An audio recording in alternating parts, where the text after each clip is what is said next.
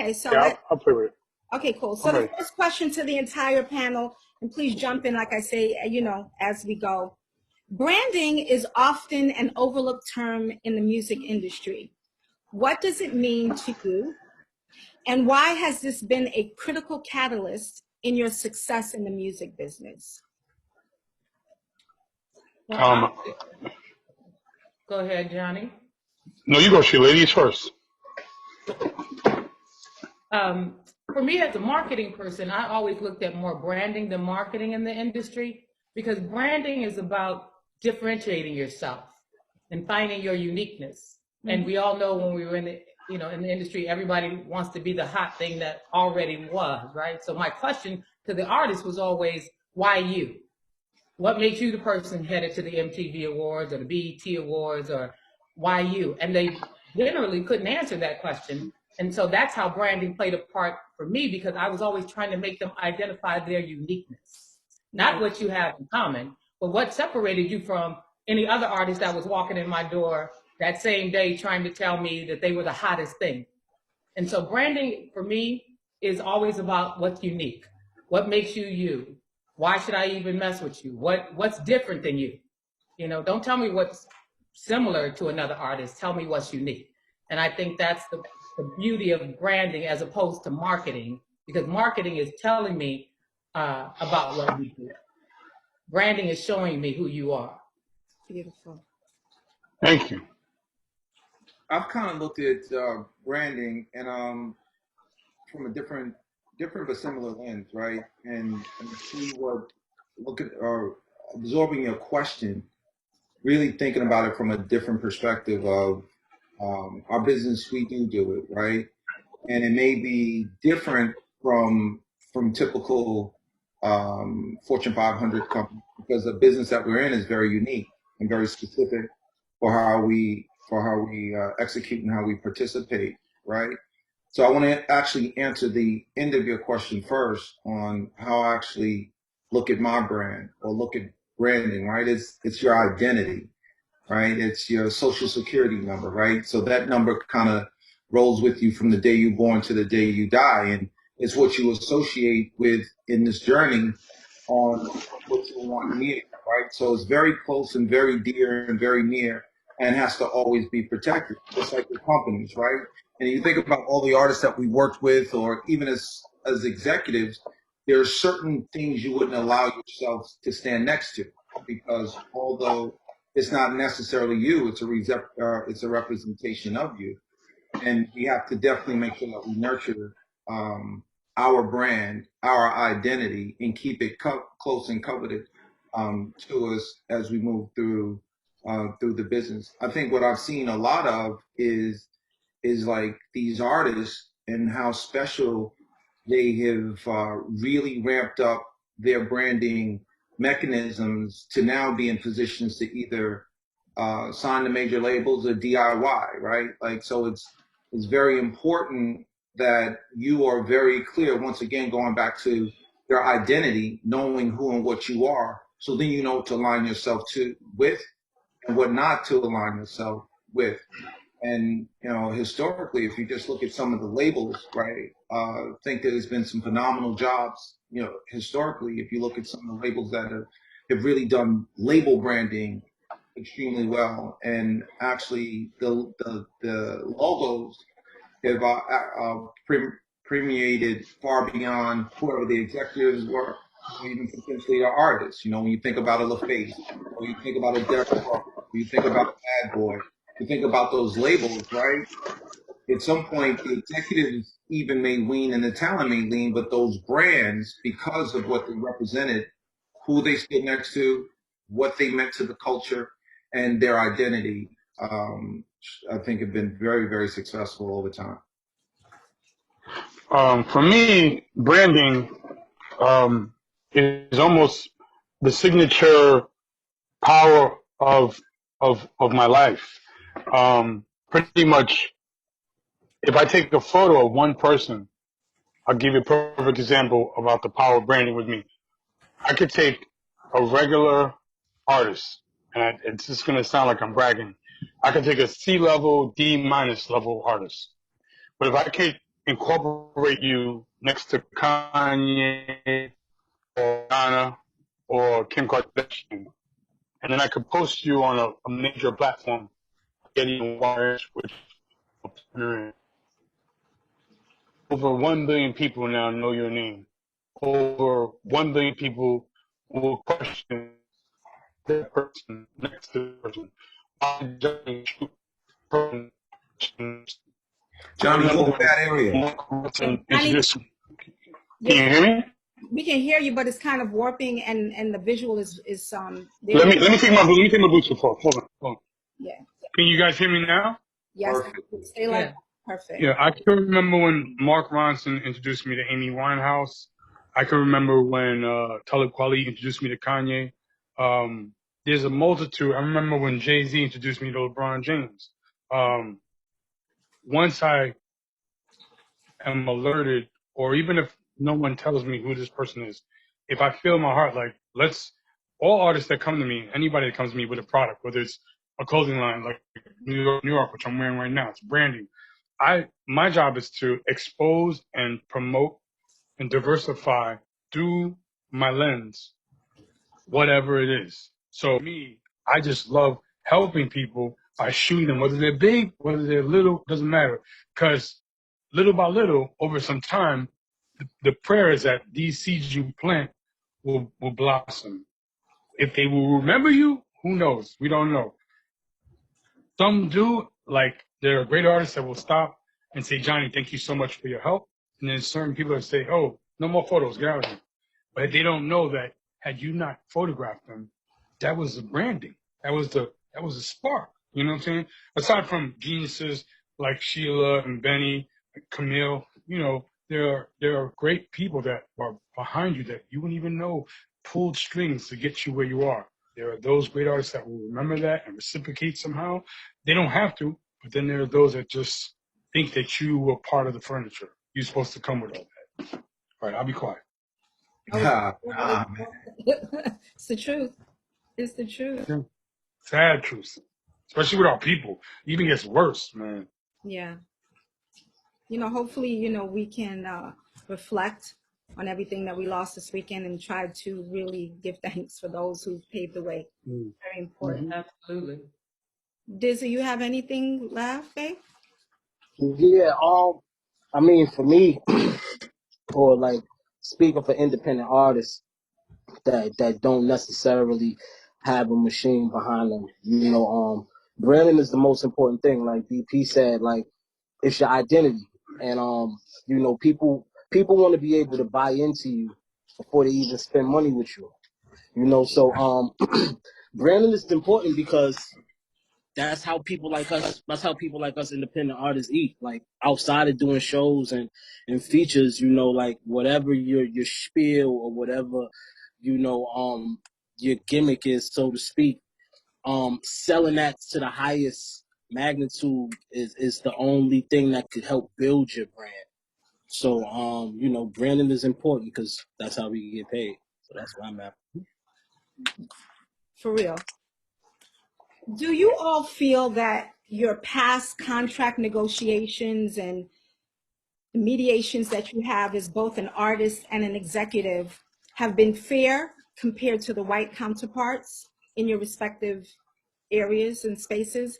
And if not, how can we continue moving forward to stand a better chance of gaining our equity? I could start if you want. Yes, go Well, ahead. luckily, About me on that one first, big. through the grace of God, I've always had great attorneys and great friends. And Hector Baldonado was one of the first photographers, the first attorneys to come and say, Johnny, do you have any legal guidance? Do you have any contracts? And this is when I really started early, like in 1997, 98. And he was one of the first people that extended the, olive branch and guided me through the legal situations that I come up. And when the time finally came for me to join and partner with an amazing platform like Getty Images and Wire, he was there to negotiate for me. And I thank God I had Hector Baldonado because if anybody knows Hector, he's a joke. Like there's nerds and then there's the legal nerds, you know what I'm saying? That know the inside out, and no matter what wool can be pulled over the artists, like, I don't know if this makes sense, but artists like myself as a photographer, we don't like thinking about the technical stuff. We just want to create, and you can get robbed bad. There's so many stories I hear of people that sign bum contracts, and whether it's white, Asian, Latino, black, I'm at a point now in my life in my 40s where I don't even trust if it's a rainbow. You know what I'm saying? I don't care who you could be Santa Claus, you can come looking like a preacher. You know what I'm saying? I've seen greatest hustlers that con people. Perfect example is a guy named Mark Koch. He's a movie executive.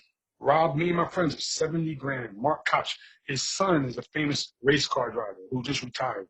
Wow. He spoke of the word of God. He preached to us about all these amazing things he could do. And after gaining all the money from some of my friends, some of color, some not, he bounced. So, again, contract wise, my only advice I would say to everybody that's listening is make sure you have an attorney. Make sure it's not a friend of the family. Make sure it's an attorney that specifically caters to what exactly you need them for. If you're a fisherman, get a damn attorney that only handles fishing boats and fishermen. If you're an entertainer, get Matt Middleton. You know what I'm saying? Get the best of the best, even if it costs a little bit more. Why? Because sometimes you need that person who has the inside track on things versus someone who is going to cookie cutter the technique and just look into a legal book. You know what I'm saying? All right, I'll be quiet. Sorry. So we need Matt Middleton on this call. Yeah, we do. I think We reminisce over you. I'll take a stab at this, and it's interesting, right? And looking at perceived value and your value, just from the executive standpoint, right? And negotiations going inside of a company. Then I'll talk about contracts and pieces like that. But when you look at the equity between, I think your question was, black or white. Mhm. I don't know if it really does it matter, right? When you're in your negotiation, when you know your value, whether it's black, white, gay, straight, right? Other. What's most important is knowing what it is that you're willing to accept and what you're not willing to accept, right? And when you have value, it's easy to answer that question whether you're going to take that job or not, right? So you have to have a point of reference based on where you stand in the marketplace, right? Based on what you bring to the party. How are you going to advance the corporation forward? How are you going to make the team better, right? How are you going to really put points on the board? Now, if you're coming with a track record, obviously what you're asking for is validated. If you just feel good because you feel good because everybody tell you dope and you hot and you feel that way, but you don't have substance to actually support that, then that's a different kind of negotiations. And we've all been around to see people that you go, how did they get that job and how did they get that money, right? But that's that man or woman's race. And how they got there is whether or not can you stay there, right? So then that comes with, time and the people that we're sitting here right now, this is longevity more so than anything else because the talent is there. And, my whole process in the executive end of it was, I always wanted the most money for the smallest title, right? So I always want to be the overpaid lesser guy, right? So the negotiation was always going to work, to my benefit. Who wants to be, a president at $100,000 because they're going to give you a title calling you the president, right? Because now you don't put a cap on yourself. Okay, president. So now it's time for, bonus or, your renegotiation. Well, guess what? We're only going to increase you $10,000. So now you're $110,000 president, but the title meant more to you than anything else. So it's what you see is the value, right? And people who are very self-aware and deliver, they really don't have these problems, right? They don't have those problems. And always remember, the corporation is the one that's giving. So they got the upper hand because they're the bank, right? And ideally, what you want to do is be in the best position to make sure that, you know, the bank pays you. So is there a disparity? Of course there is in certain instances, but I don't think I've had the privilege of working my last 3 jobs in multicultural labels, right? So in a multicultural circumstance, it's only about the talent, right? It's if you're executive talent, we're gonna pay you, right? If you good, you good. Whatever shape, form, fashion you come in, you good. You could be an albino chimp that can actually perform better than everybody else. We got a check for you, right? And that's what's important when you're assembling a team for the win and not just for just because you feel comfortable. So people that you hire should be about winning, and then you'll always or put yourself in the best circumstances to actually move forward in the business and get the best deals. I got an albino chimp, by the way, Benny. I want to talk to you about that. He's in his cage. Get Ben in the cage. Yo, bruh, I need help right now. I don't care what yo, listen, I'll take him. But you know what, Benny, and before you go, Sheila, what I've found in my experiences, especially in the media world, maybe, you know, when they come to you as a company and they ask you what your rate is, I find our people, we are always willing to do so much for so little. And then the other agencies like 10,000 and that's it. If you don't give them 10, they're gone. I think you made a really, really great point that like, if you don't know your worth, you have to be willing to walk away. And that's something that I think our culture needs to learn, like what your rate is. It's not only just, yes, it's the culture, but it's us as individuals. We have to, I think if what Corona hasn't taught us anything else at this moment is realizing what value is. What I take away from this is value, right? The people that you're with, the people that you call, the people that you miss, how important they are to you in your life, what it is today, right? And if you're able to wake up every day and do what you love to do, right, you're going to become great at that.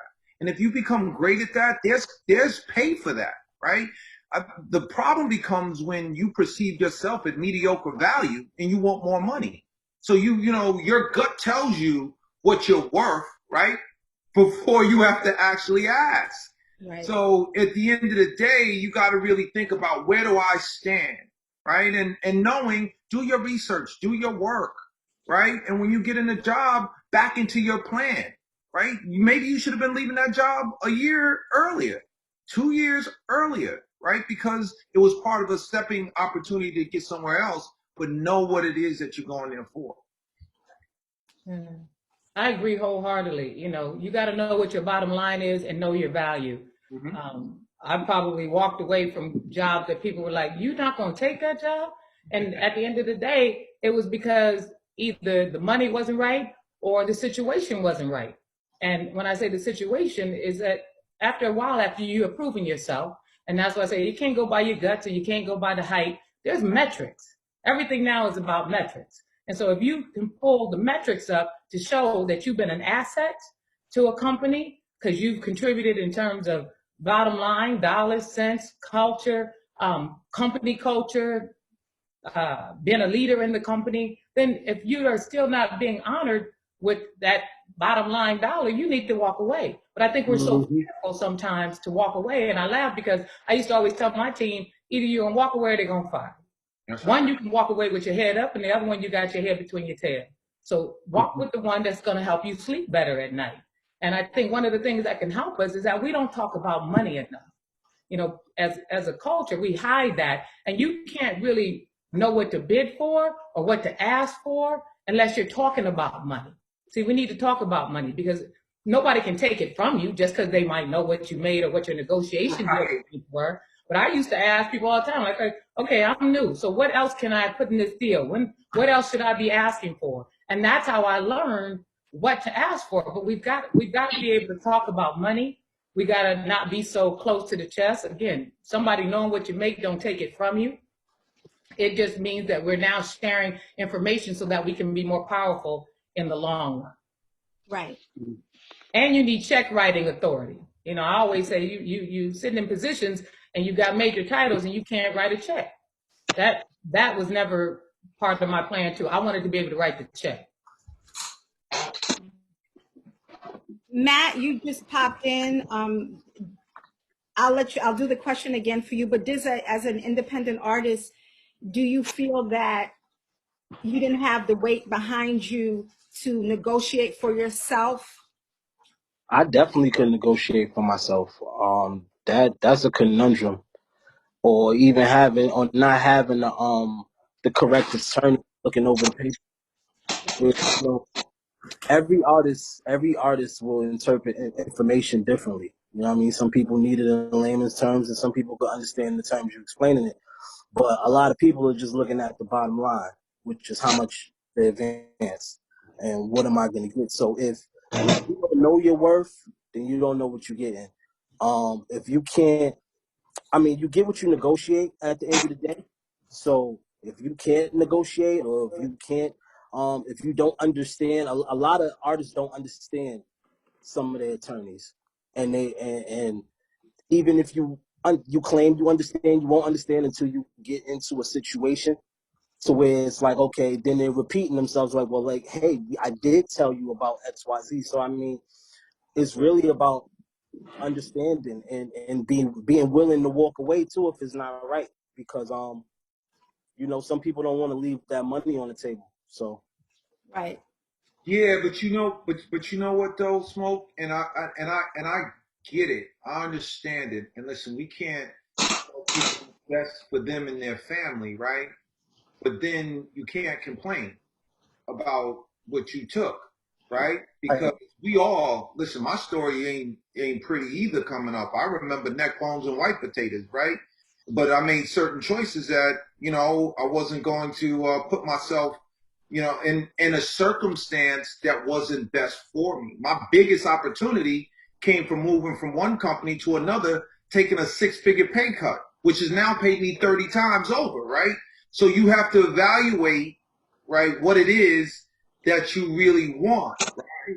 And so I asked the company to release me from a contract to go take less money at another company that changed my whole life because there's a plan. I was Change back your in life the plan. in a good way, though. In a good way, it changed your life, or Absolutely, man. I But wouldn't you be, saw an opportunity though. See, huh? that's called an opportunity. That's Yes, what having a man. vision, because you got to look down the line That's and right. not make sometimes decisions for today, but try to figure out where you're trying to go. You know, that's like the last dance in Scottie Pippen. You know, it's the same scenario. You don't always get what you're worth, but is it for the long haul? That's right. hmm. So I would never want young people to think like you have to, or anybody in business. Like you do have a choice. It may take you longer, but if you pressing yourself to believe like this is it, then okay, this is it, right? Yo. So now you just gotta take that as don't complain about it, right? Like we don't want to hear no rap lyrics about how the man got me. Yo, white people ain't cool. The brothers, black people won't ride with me. They haters. You can't do that. You made the choice, that's a right? fact. That's a fact. Matt, we were talking about the fairness in negotiations when we compare ourselves as people of color to our white counterparts, and how do we move forward to get better equity? What were your thoughts on that? Man, that's a loaded question because I think it's definitely on a case by case basis, considering what the goal of the particular client is. But what artists, I think y'all were talking about artists that are being independent versus artists that are choosing to go with a major. Was that the train of the conversation? No, it's your own contract negotiations as both an artist and as an executive. Because Okay. we have a tendency not to know our own worth when we're negotiating for ourselves. Oh, absolutely. And also, if I may, we also have a tendency still to this day to think that their ice is colder when we're negotiating those deals. You know what I mean? I still to this day will have people saying, you know what, I may have to use X, Y, and Z in order to get a certain type of deal. To this day, that notion is still out there in the industry. And it's not true. It's not factual. Cool, perfect.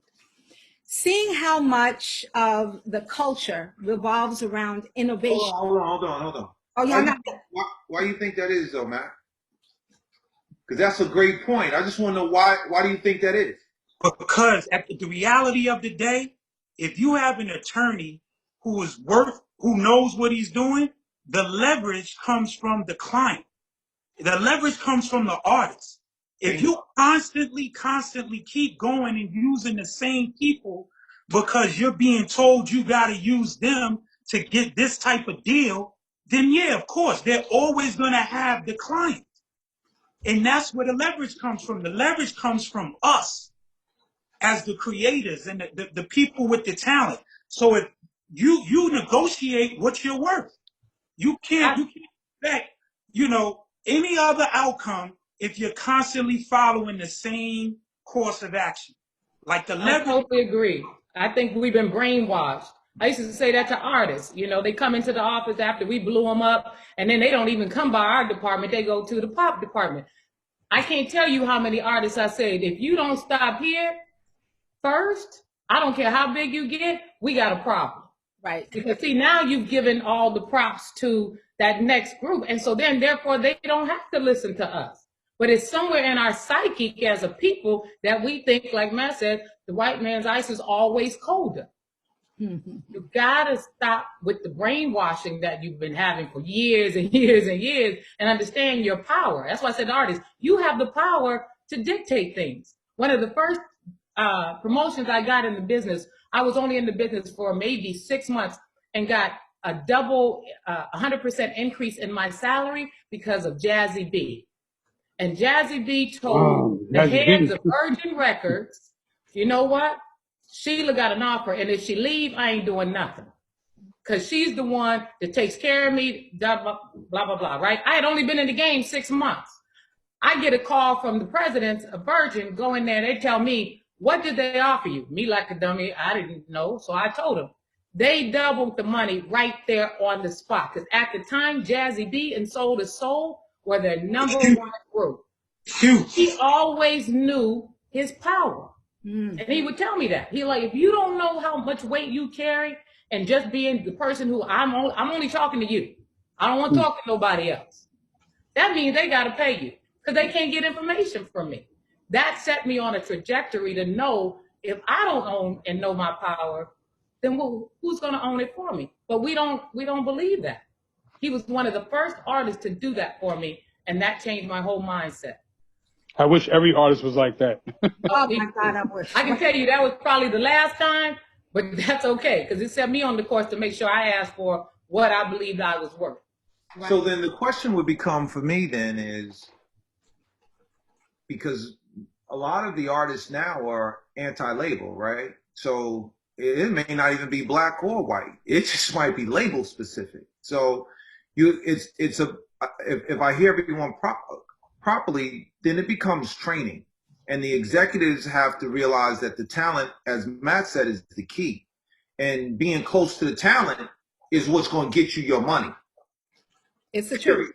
It's the value, right?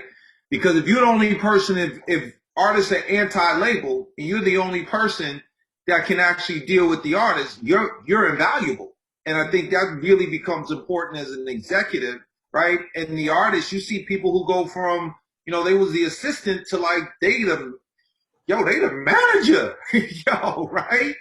That's the trust level. And it's not because you went to Princeton, not because you went to Yale, not because you understand all the numbers. It's not because you know the best lawyers. It's not that you can deal with the finance department. It's that you make me feel comfortable and you honest, right? So I think a lot in part going to the bigger question that you asked is I don't believe it's now just strictly, a lot of us when we came up, it was very specific. It was black and white, right? Because it was black and white. It was. Pop and urban, it still is though. Pop and urban is synonymous with white and black, right? We probably, the music business is probably the last business where it's okay for black people to work one place and white people to work another place, and everybody call it and say it's cool, right? Right, that's the most racist thing around. Yeah, and it really was like that. And that's not because of the kids and the energy of people coming in. That's the institution at the top. They can crack that, right? So those choices become, how the talent. It all comes back to the talent.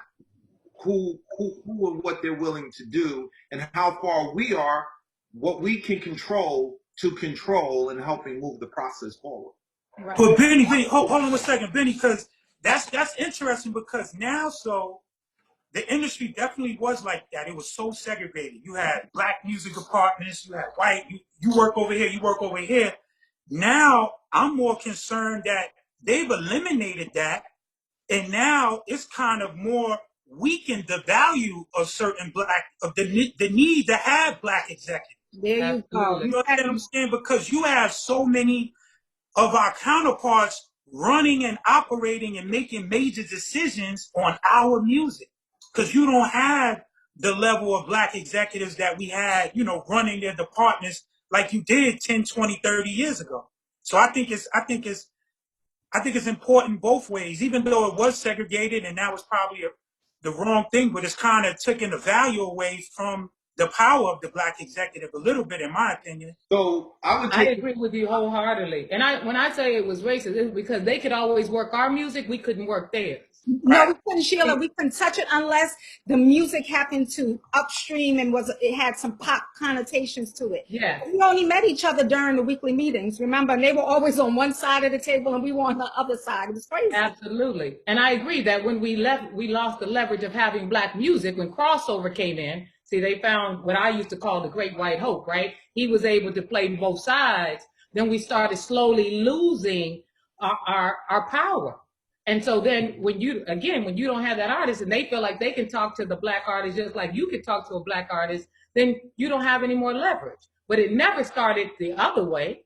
And so that's what I meant by racist. Like, if you know marketing or branding, you can market and brand anything. But we didn't get the leverage to market and brand pop unless they were trying to get an urban song on the air or trying to expand that brand just a little bit more. But it was always able to go the other way. And I think that was where we lost the battle. And once we stopped having black music divisions and crossover came in, it just weakened our position. But okay, I'm Sheila. And I want to just welcome, before we keep going, Pete's in. So I want to welcome Pete in. Pete. Unmute, Pete. I'm here. There we What's go. up, bro? Hey, what's going on, Matt? So, brother, What's up, Johnny? What's up, Pete? I'm here, man. I'm just trying to catch up to what y'all talking about, what's the Camille? Only in the interest of time. What was the next question you were about to ask? So my next question I was asking was, seeing how much of the culture revolves around innovation, how have you been successful in leveraging your own self-innovation? And maybe, Pete, we can start with you on that one. So, yeah, you're a pioneer. How have you maintained your stature this long? Well, as you know, I'm a passionate person, if you don't know, and I love music, you know what I'm saying? I love making music. So my thing is, since I made a career out of it, I just want to have, keep having the longevity that I've been having and, start a label where I can put out music, for as long as I want to, you know what I'm saying? And, that's the most important part of it for me and, empowering the youth, you know what I'm saying? And, cause I like doing stuff like that. I think adding on to what he said, what keeps me or what I do to change with the times is I go to all the showcases. I don't care how young the artists are, Yeah. who's performing. It could be like a Tuesday or Wednesday at SOBs. You never know who that person might be. And sure enough, a big example is I remember 3 years ago, I got invited to a dinner for some artist named The Baby. First thing that came to my mind was like, The Baby. The people that I was with from Europe, they started laughing, saying, when we go there, there's going to probably be a baby with a diaper. And then I started saying, you don't never know. I want to go see this guy. And they were like, well, come on, Johnny, we got another big party to attend to. Why do you want to go to, what's that restaurant that Nas is a part owner of? I think he owns the franchise of Sweet Chick. Sweet Chick. I went there and there was The Baby. And I told him I wish you the best. And same thing with Kendrick Lamar, but Kendrick Lamar at Chelsea Piers. And when Mike Kaiser said, Johnny, this guy's gonna be a big hit, I immediately said, hey man, nice to meet you. You know, I do everything in my power to support the underdog. I don't look at your platinum hits now. I look at you as if you already got them, even if you're the first artist performing in a Hot 97 Who's Next showcase. Because I believe the value is in not only discovering new talent, but like the questions asked, how do you evolve? You don't evolve by staying with, oh, you know, I was Jay-Z's personal photographer. I was LeBron James' personal photographer. I was Michael Jordan. You know, that's great and all, but now we're entering an era where most 13-year-old and 14-year-olds don't even know who some of these names are. The, Yeah. you know, little perk, smoke perk, you know, little this, little that. Those are the ones that are being identified with how I make a profit. So I have to now dive in head first to finding new talent before certain other races find it, and then they claim to be the photographer for that artist. Sadly for me, as a black photographer and Latino photographer, once you catch them at an early stage, they're loved by their own. Once they get to that pop level, they're loved by everybody. Before you know it, you get that call, yo, Johnny, you know, they got a new photographer now. And before you know that, word nepotism kicks in. And not only Mm. does this photographer not know nothing of your race, he's just getting the opportunity because of his complexion. You follow what I'm saying? So it sucks, but if you're like me, I got those early photos before anyone knew who Drake was. I got those early photos before when Rihanna was only 14. You know what I'm Mm. saying? So you could take over my spot, but let's just be clear. You know, if you plant the seeds early enough, they could take the fruit, but they can't take the seed because you own that. All right, I'll be quiet. You crazy. Nah, but I hear what you're saying with everything. I like, there's a wave of young artists that I like, you know what I'm saying, that, you know, respect me also, and, you know, Yep. and good, you know, luckily for me, my track record speaks, and I'm able to work with some of these young guys. So, you know, and also I listen, I listen to what I hear, you know what I'm saying? Some, you know, even if I don't like it, I'm still listening, because I hear skillfulness in some of it, not all of it, but I do hear, I wonder. you know what I'm saying? So can we stay right here because this kind of segues into the next question, which is a really, it just kind of makes me go crazy. I want to discuss how or why we haven't been able to bridge this gap between the era of old school and the present day new school rappers. And do you feel that there is a gap? And if so, how can we rectify that? And Dizza, this is a problem. Because What happened? Johnny, you Smoke. said you are willing to go everywhere, but that's not what we're doing. I can't hear you, Camille. Say that again. So I want to know, I want to discuss now how come we haven't been able to bridge the gap between the old school era of hip hop and music and the new school generation, right? And do you feel that there is a gap, and what do we need to do to kind of rectify the situation in music? I mean, I don't really think it's too far of a gap because you know what I mean. I grew up on Primo.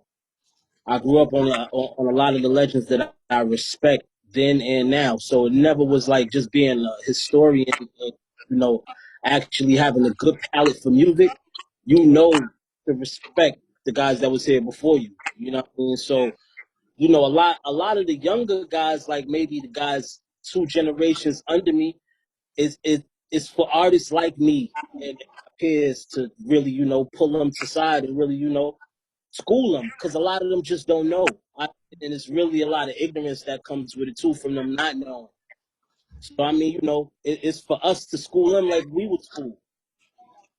That's really what it is. I don't really think it's too far of a gap. You know what I mean? I just think it's a respect factor, you know, and Yep. that needs to be implemented. That's all. Yeah. Matt, have you seen changes, from back in the day when you were negotiating these deals with the Pete Rocks and now the new era of like little TJs and stuff like? other artists coming in with a whole different mentality than we, because they're on money. Everything is money. And everything in Peach Generation was for the love of the culture and music. I Nah, mean, you know, we make money too, but No, yeah, y'all make money too. I'm not taking away from that, but I'm saying your whole mindset was mostly like creative, you know? yeah, yeah, It was yeah, different. yeah. Now today, you know, the kids are mainly focused. You know, as they say, they want to get to the bag. You know, everybody want to get to the bag. So right. that's what they're focused on. And you know, part of our role is to kind of, you know, educate them on to all the other things that are important. But some of the differences in the deals nowadays, and I know Benny could attest to this, like back in the day when we did a new deal for a new artist, like the focus was primarily on breaking them in their album. You know, there was always singles, but the album was the focus, the body of work. And now, like more and more labels are more keen and inclined to chasing singles and records. Like because of streaming, like now it's more about just chasing records. And if you could get a record that could get billions or millions of streams, like, you know, the financial aspect of it is just different. It's not so focused on an album, like a body of work. Like when Pete, you know, their era, it was about that body of work. And now you could do a deal, a kick office with a crazy record that got millions of streams on TikTok and get a bag. You Yep, know what I'm saying? The labels are open and susceptible to that now, not worried about if this person can put together a body of work that people will love and appreciate and stream as well. I think that's the main difference that we see in the deals that we negotiate now. yep.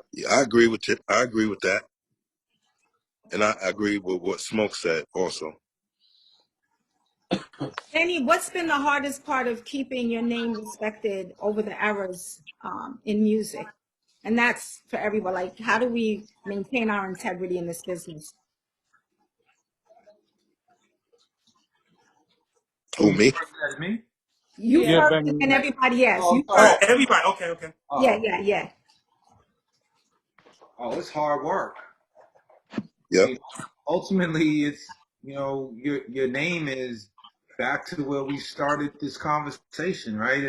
It's your brand, it's your, it's your DNA, you know, it's your social security number. Identity is all we have. I mean, it's how people view you. If you're a creator, you're creating hits for the last 20 years, nobody really cares, right? Meaning yeah, that you've been creating hits for 20 years, right? If you're an executive and you've been rocking for 20 years and like you growing and growing and growing, nobody cares that you've been doing it for 20 years because you sustained and maintained relevant, right? And so on and so forth. I think that's just really important, right? Just doing the work. You doing the yeah. work, you don't have everything else comes with it. It's when you not doing the work and now you complaining because you looking at running everybody else's race and not running your race. Because ultimately you can only do what's best for you. You can't worry about what someone else is doing best for them. And we I teach. mean, I was one of those people in the Yeah. beginning. In the beginning, I ain't gonna front. You know what I'm saying? But you know, I just love hearing good music, good lyrics. You know what I'm Mhm. saying? And yeah, we complain a little bit, but we you know we accept it now, man. You know what I'm saying? Now I'm willing to work with any and everybody, That's great. bro. I Yeah, hope they're listening to you, Pete. no doubt, no doubt. I mean, I being a producer, you also have to be versatile and make any kind of beat. You know what I'm saying? Like it's cool how we started out making the underground, you know, sampling and every dope joint James Brown sample or whatever the case is. You know, it's always good to, you know, do stuff from the bottom up and they learn that. You know what I'm saying? Sure. So Evolve. my whole panel question, what has been your biggest takeaway about the music industry? And what advice would you give to a young creative looking to one day be in your shoes? That's for everyone, our last group question. Could you repeat that again? I'm so sorry. Sure. What has been your biggest takeaway about the music industry? And what advice would you give to young creatives looking to one day be in your respective shoes? Thank you. To learn the business side of it.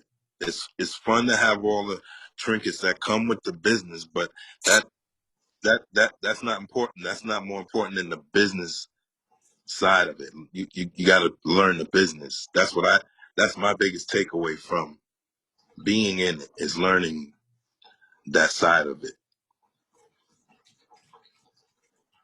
My biggest takeaway is definitely being a part of and creating amazing teams, and leaving up the legacy is the growth, right? It's not just looking up and going, okay, I made it. It's looking up and looking around and saying, damn, 300 of us made it. Over the time that I've worked, like 300 of us got an opportunity to feed our families, our moms. Think about the people that are on this call and the people that aren't on this call that are parallel with the people who are on this call. How much money we put in the community, how many mouths we fed, what music has done for all of us, how it's changed our lives, how it's helped us buy our first house, buy our first car, take our real first vacation, right? That's what music has done. So you Yes. can't sit in here and once given the opportunity, right? What you did with what music gave you is up to you, right? But Right. music has given us a lot to even, for some of us, to grow beyond just music, right? And have a second chance at life from all that we've learned in the disciplines that we got from music and the exposure and the experience. So I would say to anybody that's getting in here, you got to love it, right? Because it's not pretty at times, right? Nope.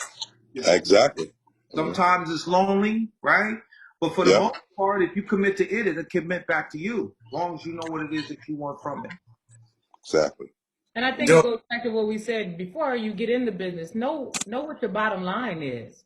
Know how low you can go, because once you get in it, you'll be tempted with things that you thought you wouldn't be tempted with, and you thought you could say no to. But you got to know your own foundation. That was critical for me. And I think the other takeaway is what Benny said. It allows us to have experiences and exposure that we had never seen before. And so you can't get mad if you blew through that or didn't take advantage of that, didn't parlay that into other opportunities, so that you can be taken care of later. And then the thing for me, when I think about the industry, is that, as he said, I built good teams that I'm still connected to. See, it's one thing to have people speak to you because they're your boss. It's another thing to be your boss and people still like you 20 years later. And not that I was always nice, because a few of them I fired. But if they understood the reasons why and that it was for their betterment, then you can't really say anything. And so I'm proud about that. I'm proud that I'm still connected to some really amazing people, and that whole money conversation I shared. So I helped people get houses, literally went out to see the first house, put your money away. How much are you saving? I turned my financial guy on to people like, hey, I know you don't know, but you probably should meet this guy. And, to me, that's what created a bond for me beyond the artists. The artists were one thing, but the people that I got to connect to, like Benny said, the families that you got to help. I remember one of my assistants, his mother thought I was white. And she came into the office to see me because she couldn't believe somebody of color was really taking an interest in her family and in him. And I thought, how sad is that? That I had to be a white person in order to go above and beyond, and so changing some perspectives or some perceptions was big for me. And I think your brand is, as Benny said, is what people say about you when you're not in the room. That's right, Sheila. And there's some things I didn't want to have said about me, whether I was in the room or not.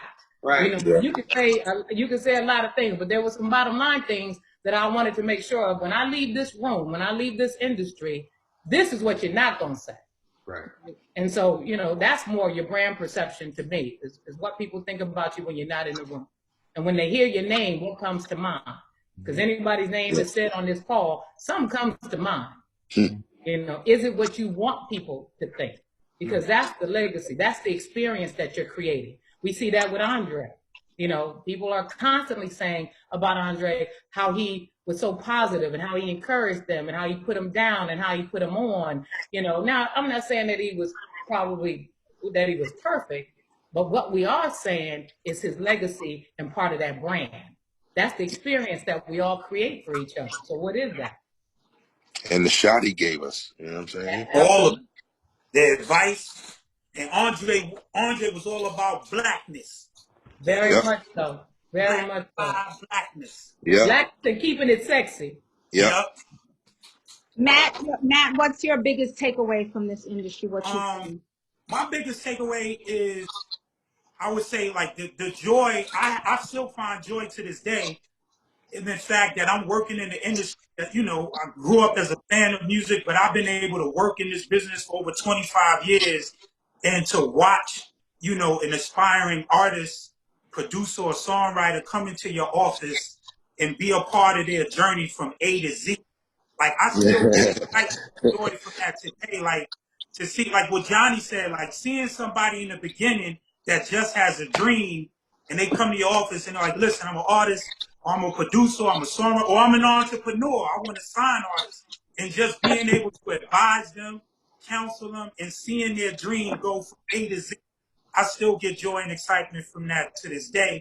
And satisfaction, like to know that I've represented some people who still to this day own certain rights. Like there are a handful of people who own rights to their masters and still own their publishing. Like, I remember, you know, growing up seeing all of those unsungs and seeing all those sad stories about people whose music we love and appreciated, and then to hear the horror story of where they were at the end of their career. Like, I Right. hate stories. You know what I mean? Like, Yeah. Yeah. people, you Yeah. know, so I always find pride and joy in trying to give people, you know, competent advice. Like we said, our reputation and your brand speaks for yourself. But I think that goes back to competency. Like Benny was saying, like, no, learning the business. There's the music and the business, and having integrity. Like, people want to deal with people that they can trust. So competency and integrity, I think, are key. But the joy that I have is just seeing somebody go from A to Z and fulfilling their dreams. To this day, I still find pleasure in that. That's dope. So you want to share your takeaway from your experiences so far in this life? Camille. Yes. All right, here we go. All right. Hello? Yeah, I can't hear. Should sound like a robot. My biggest takeaway for me, I would say, is learning the business and respecting the business, not taking it for granted. Because I'm you know, still the here. same way.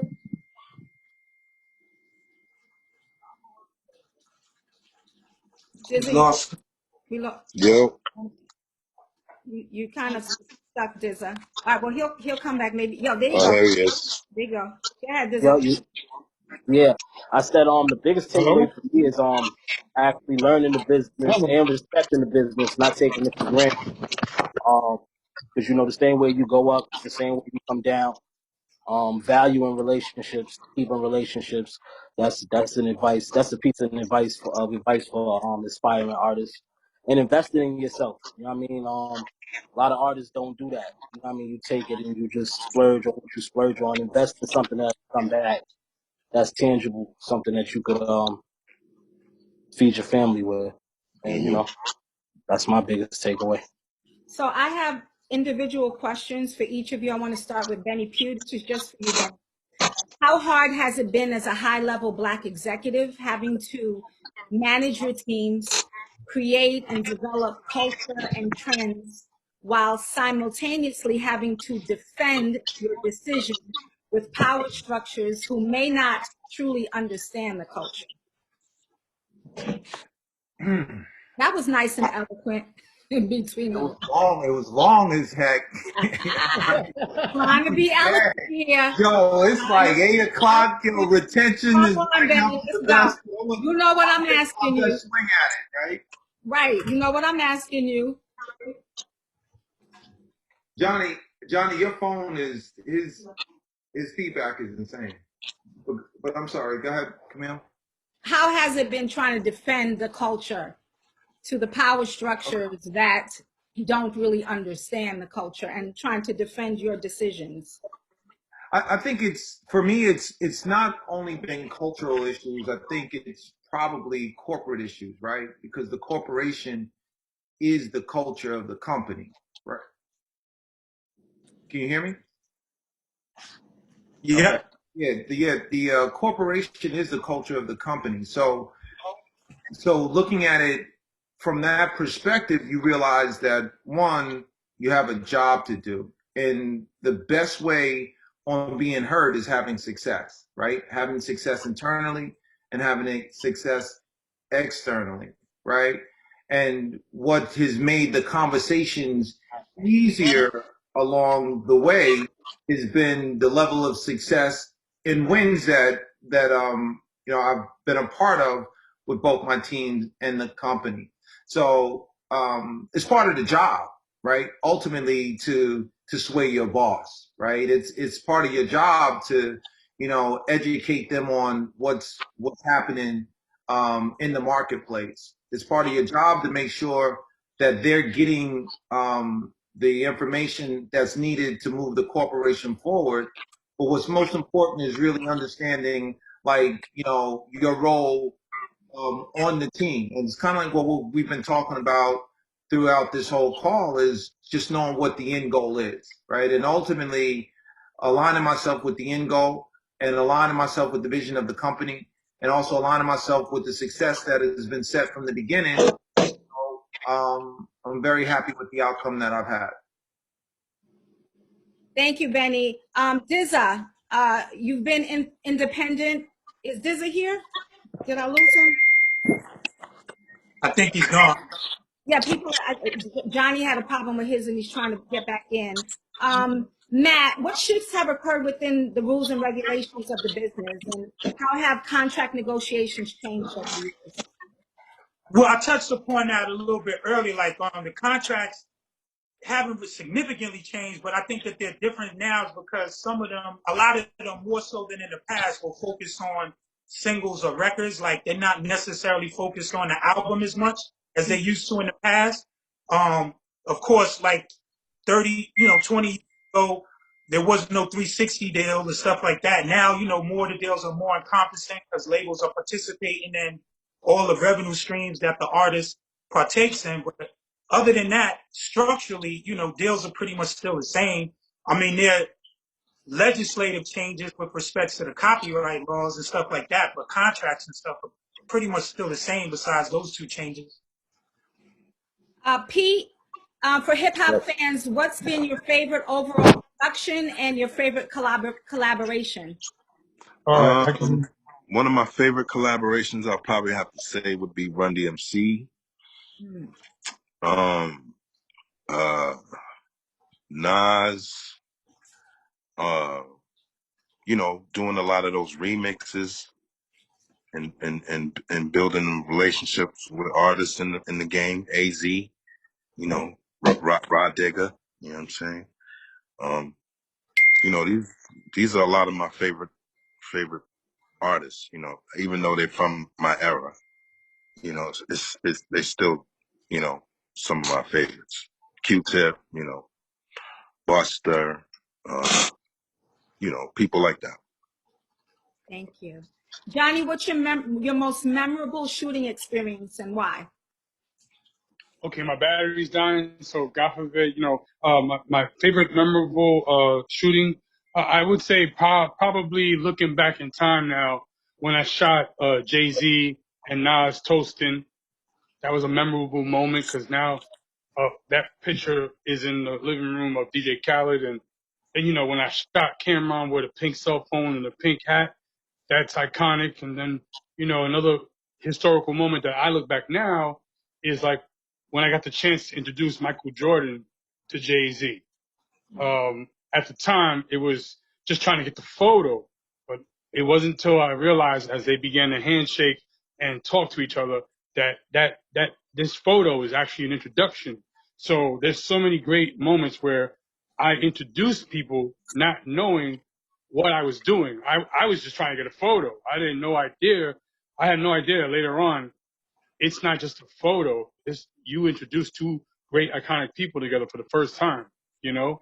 And That's dope. so there's so many, but I'll never forget when Damon Dash gave me the opportunity to go travel the world with him, and he had told me about going to Nelson Mandela's 85th birthday, and I got all ready, all prepared, and hours before I get the call that Johnny, we're sorry, we have to give up your ticket for one other person.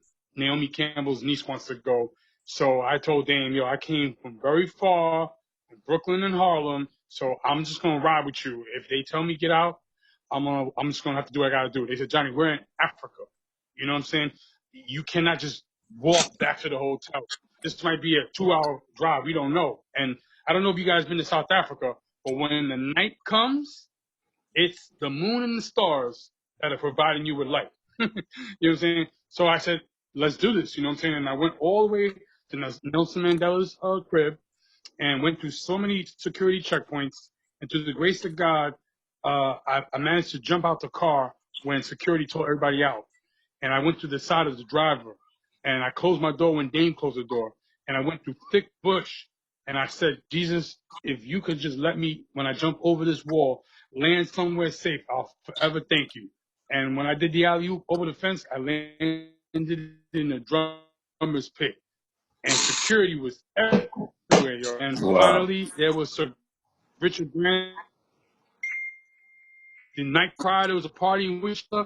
I went my hand and said, Johnny, come on, man. Nelson, his wife, Winnie Mandela, the whole crew. And We kind of lost him. I'm Sheila, your company. I got my photos. I can leave. Oh, he's back. Johnny, I think you're having warping problems again. Sheila, your company mantra says identify, affirm, believe it, show it, live it. What do you want that message to signify to the masses? Well, BYOB, which I'm so proud to say I own the trademark, is based on being your own brand, really, identifying your uniqueness. And so it's really 3 steps. What you saw was some information that's laid out on the website, but it's 1, define it.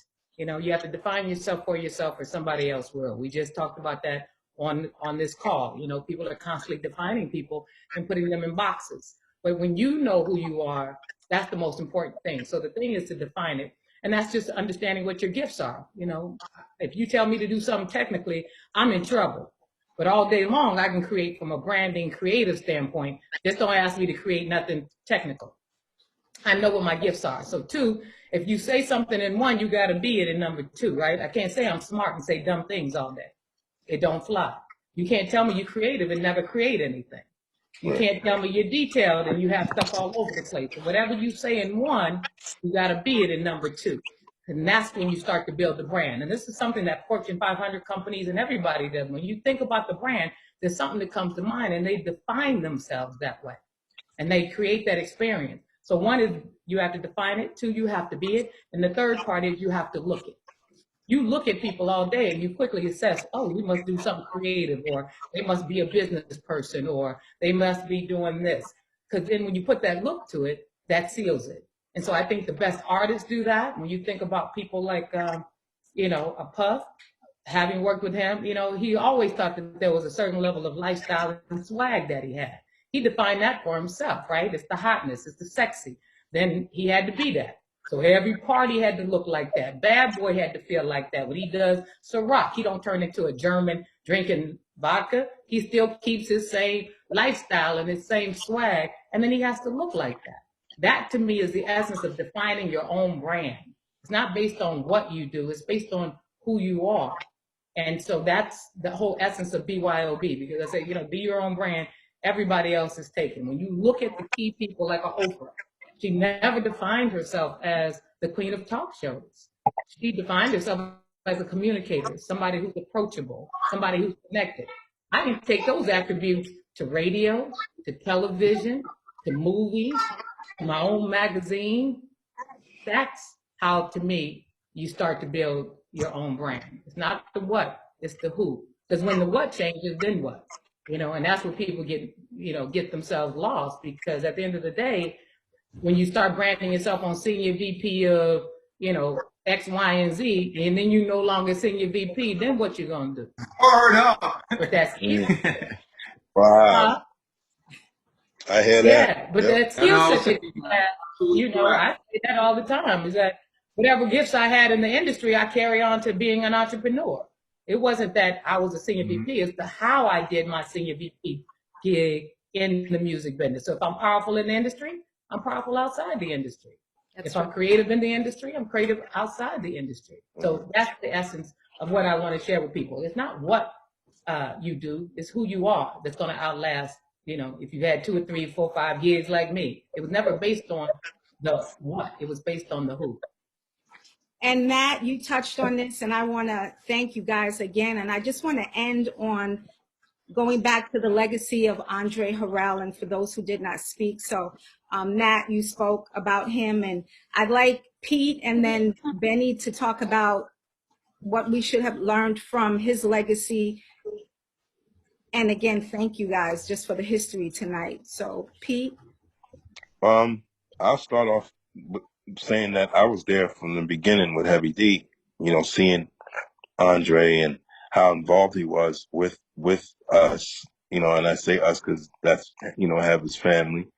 And we were always, we lived on the same block, you know what I'm saying? So everyone, like from Troy to Glenn to Hev, was always together and around. So what we learned and saw in Andre was passion, you know what I'm saying? And like I said earlier, I'm a passionate person. I seen that in Andre and took a piece of that, and learned a lot from what he's done with Heavy D, and was happy to be a part of it, making music that he liked for Heavy D. So I was, that right there was one of the great memories of, and of course, playing, hearing Mr. Big Stuff on the radio for the first time. And we were all in the park, Lorraine Park, and this park in Mount Vernon, when the record came on the radio, and it was crazy. It was mayhem outside. So I think about moments like that and get sad when I think about Dre, but then I get happy because I'm like, wow, he took he gave us a shot. You know what I mean? Sure did. I'll never forget the first time I met Andre was with Jeff Red and uh, Kurt Willie, and it was just so amazing just watching his presence, right? Just being unapologetically great, right? And was cool with that, right? And I think it's amazing, like when you get to do what you love and the business that you love and touch so many people just purely, right? Is all what we all would have aspirations for. When you think about Andre, all I can think about is that big, infectious smile, right? Because even if he was having a bad day, you really just know, because Andre was the life of the party, right? He was just, he was just magnetic. So, big loss, right? But it doesn't seem like he's gone anywhere.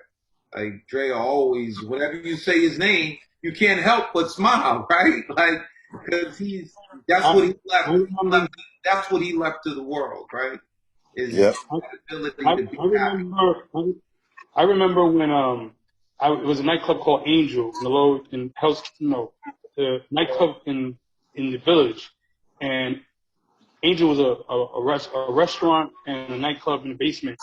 And he said, Johnny, I want you to meet my new artist. His name is Robin Thicke. And I was like, hey, nice to meet you, Robin Thicke. And then, weeks or months later, I'm there and he's chilling with a shorty. I don't want to say it in a negative sense, but he's with a young lady. And I'm like, who's this? He goes, Johnny, this is my girl. He's like, Jessica Alba. Let Johnny Nunez shoot you. If he shoots you, he'll help your career. That's all I'm going to say right now. But he's opened up so many doors that surpass just music and entertainment, from acting and all different genres, whether you're Latina, whether you're white, whether you're whatever. So just want to also throw that in there, that he was a man for the people. He just didn't just touch on one thing. He touched on everything. Well, you guys have opened up the doors for so many people. You guys are culture icons and trendsetters. You have moved mountains. You have fed so many of us over the years. And I want to just thank you for your time, because you can never get that back. And I'm hoping that at least we touched one person. Pete, Yes.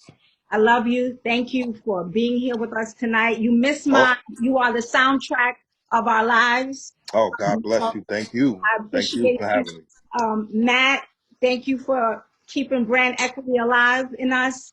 Johnny, we have a lifetime of photos forever. Miss Sheila, if we didn't know what a brand was, we know now. Benny Q, you have led and you have mentored, and God bless and good night. Next week Good is night to y'all, man. Lady. Good Shout out night, to Matt. everybody. Okay, Shout out Johnny. Shout All out right, Smoker. everybody. God bless Everybody. you. All right. Also, Peace, love. shameless plug, my artist name is Rossi, and shout out to Abby Smith and Joe Biden. all right. Thank you, Benny Q. Peace. All right, peace out, babes. All right.